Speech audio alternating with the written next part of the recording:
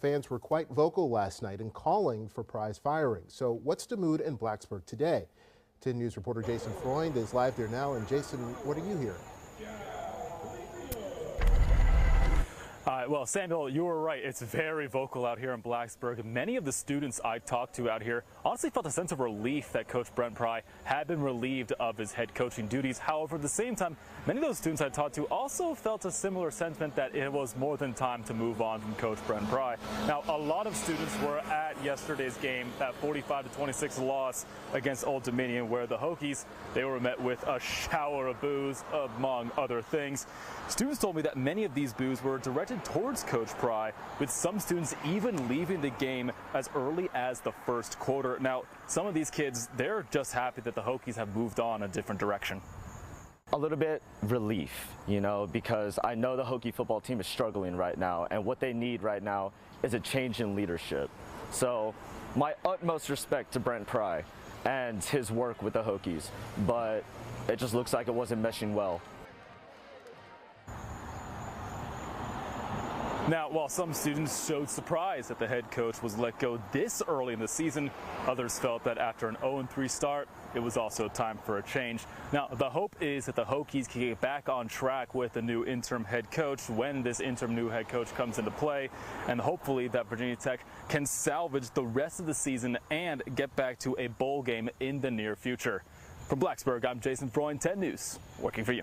Well, John, thank you very much. Today in court, Logan Thomas and his wife, Brandy, emotional after a judge denied their attorney's request that would have let their two sons keep playing football here at Brookville High School. However, the judge did encourage Thomas and his legal team to continue down the road that would allow the boys to lead to eligibility. Now, attorneys for Thomas claimed that the VHSL had bungled the eligibility process multiple times when it came to determining the eligibility of the boys. But VHSL attorneys claimed that Principal White was not thorough in her investigation of the Thomas's housing situation. Well, things got a little slow here between West Texas FC and OKC 1889 FC as both teams made some clutch saves and the defense really shut down a lot of the attacking lanes in the first half, as you're going to see right now.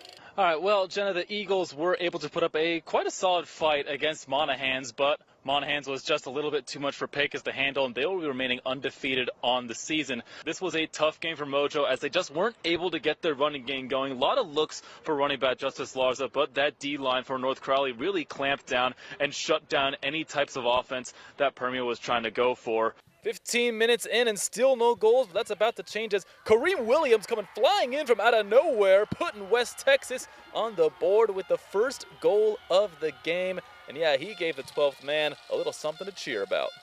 This is my first game started in a long while, so it's like the legs wasn't used to it.